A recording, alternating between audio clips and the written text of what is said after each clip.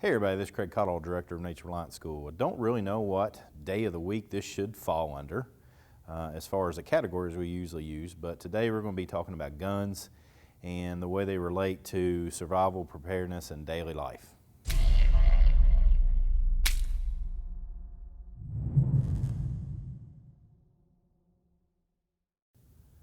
So as it relates to guns here in America, we've got a lot of history.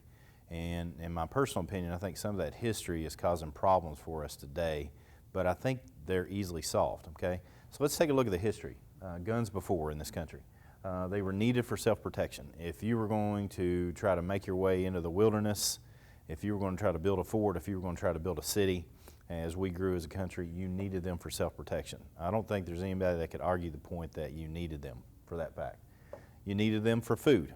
You needed them to gather your food, whether primarily wild animal food stores, but as a means as your shelter and protection for gaining skins and tools and any number of things. And quite frankly, it's just a way of life, okay? Now, here's where things change up a little bit, just a little bit. Guns now. In my opinion, they're still needed for self-protection. This comes from the perspective of somebody who's teaching hand-to-hand combatives, defensive tactics, self-defense for over 20 years now. Guns are a great equalizer for us to be able to defend ourselves. They are used for food, but they're not needed for food anymore. We don't necessarily need them to hunt, but a lot of us, me included, still utilize them to obtain food. Personally, I think food sources that come from wild animals are much more suited for us than the ones that are raised in pens and stuff of that nature. But anyway, that's another story in and of itself.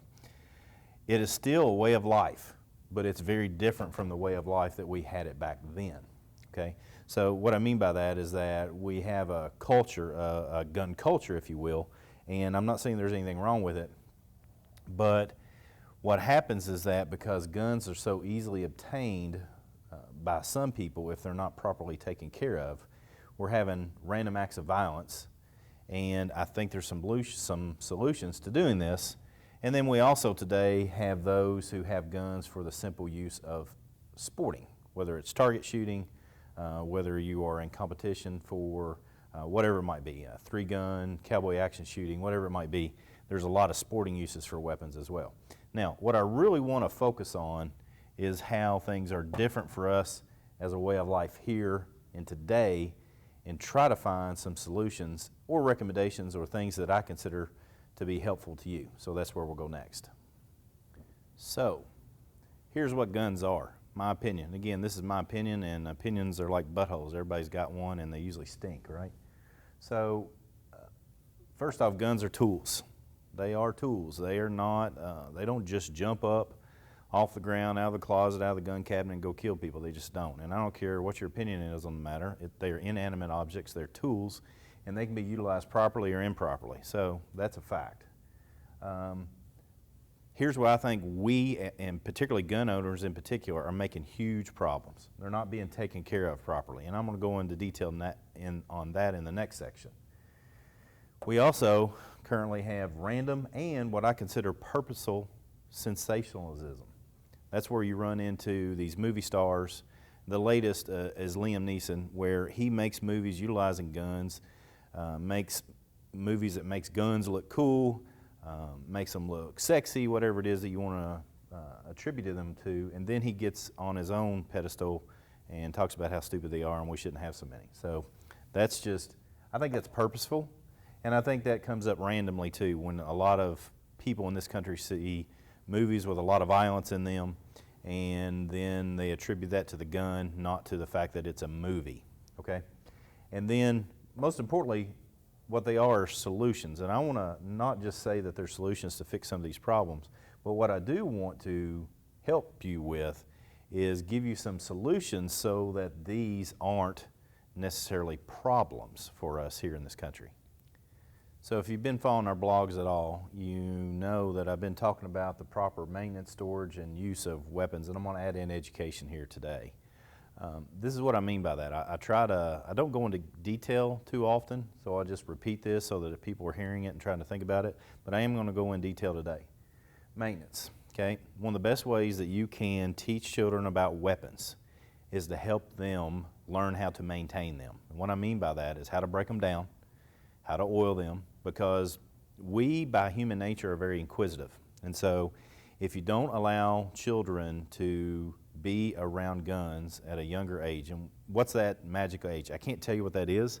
I know a psychologist friend of mine who is also a gun enthusiast says someone around the age of 6 or 7 is the age where we start having the ability to understand what the difference between life and death is, okay? So anytime before then is just, in my opinion, it's wasted, or I guess in his opinion is wasted. So anytime after that, basically what you do is you teach a kid how to break down a weapon, and it loses some of the aura that's around it, or the never touch it kind of attitude that's around it. They know it, they get to touch it, they get to see it, so they don't have that inquisitive nature to go do it without you, okay? Storage. So be intelligent. If you have guns in the house and you have young children in the house, they need to be under lock and key. And if you need to keep one for self-defense, it needs to be on your person at all times. What do you do at night? That's something that you have to find a good solution for. There's a number of lock boxes that you can get into rather easily, so you need to have a solution, because weapons that get in the hands of people that don't know how to function and utilize them properly, or don't have an understanding of life and death, do not need to have access to them, period. Okay? Now, with that said, some kids can do that at an early age, 8 years old, and you know as well as I do, there's a lot of teenagers and adults that can't do that properly. So if you have those kind of people in your house, you need to keep them under lock and key. That's what I mean by proper storage. I'm going to skip education because I'm going to cover it here in a minute. And the proper use. You need to teach people how to use a gun. And you need to start that early, and you need to start it with a proper gauge and caliber of a weapon, okay? I'm going to get into that here in a minute, and we'll describe what I mean by using a proper gun to do that.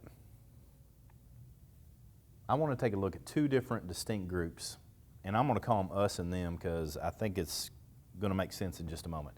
Us is those of us who have guns and have some knowledge of guns, and I'm not saying we're perfect. I'm just saying those of us who have been around guns for a considerable amount of time, or we own guns ourselves now. And for them, this is the group of people that have not spent a lot of time around guns, don't necessarily have guns at home, and they still want some gun safety training, okay? So for us, first thing on the board here is don't be a tool. This, I can't tell you how much this pisses me off when I see some instructor or some dad or some tool that puts an Uzi in the hand of a kid, or puts a, let's say a 270 or 30-06 or a 50 caliber handgun in the hands of a small woman, a child, or even a small man that can't handle it or is new to shooting. Sawed-off shotgun, I see this crap all the time, and it pisses me off. This is the guy that's doing that, and if you're that guy, you're a tool shit. I'm telling you right now, you're a tool. You are doing a disservice to gun ownership and guns in this country. So quit, don't do it. Be more confident about your ability to shoot and utilize weaponry, and don't think by putting a large caliber weapon in the hands of someone who can handle it is funny, because that's not funny. There's nothing funny about that. You're a dumbass. All right, number two, and this is where I disagree with a lot of my friends, okay? Guns are not toys, and I don't think that toy guns should be toys, okay? Let me give you a case in point, and this is one small case study. This is me, and this is what I did with my son. Guns were never toys in my house. He had a lot of toy guns, but he was never allowed to point them at other adults, and when he got toy guns, he had to maintain them, he had to store them, and he had to utilize them properly. So he was being taught gun safety as soon as he got his first gun, and that first gun was a plastic water pistol, okay? He learned how to do all these things with it. He had to put it away. He had his own gun safe. He had his gun scabbards that he put them in, and any number of things. Now, what this required of me is a lot more activity in my son's life. So if you don't want to put a lot of activity into your children's lives, and you want to have guns in your house, then just plan on inappropriate things being done with those guns at some point. Just plan on it, because you've got to invest the time, and you've got to invest some money in ammunition so they can utilize them safely, okay? So this is what I mean as being very important. Don't be a tool shed. use a BB gun or a toy gun to start teaching children how to utilize guns safely, okay? And in my opinion, don't use them as toys. That's my opinion. If you have a different opinion, then you can put it in the comments below, and I'd love to hear an educated debate. I will say this about my own son. He's now shot alongside Navy SEALs, Special Forces, law enforcement special response teams, and he's been doing that since he was 14. And he's been holding his own. I'm not saying he's better than them, but he's safe and he holds his own with those type of people just because I have a lot of contacts and I get to train alongside a lot of people like that. So I personally think he can do that because of this right here. For those of you who don't have a lot of guns or are new and you still want your family to be educated, here are a couple of options for you. Here in our state, I just got done speaking to a 4-H shooting sports group, and there's a lot of people in there that are new to shooting sports. They do archery, they do handgun, they do rifle. I think they do some pistol shooting too.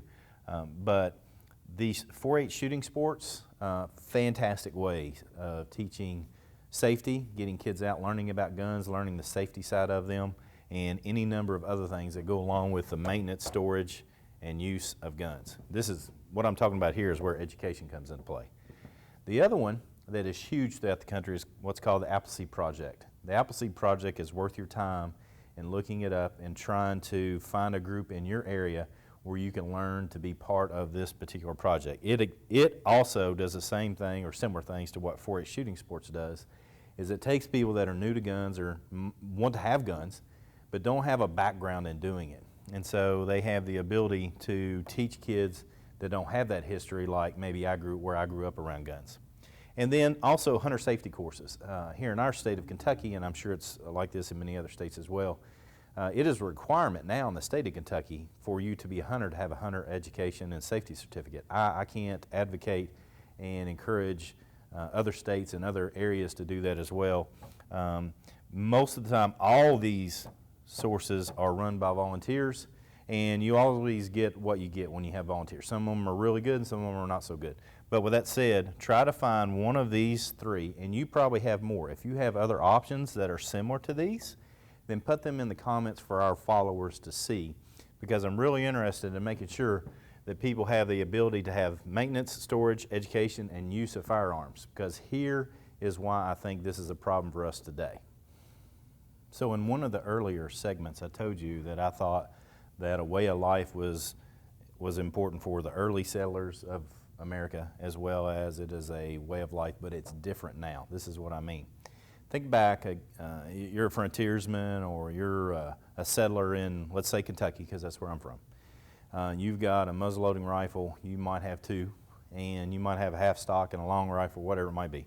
And that is what's going to keep you protected, and that's what's going to get you food.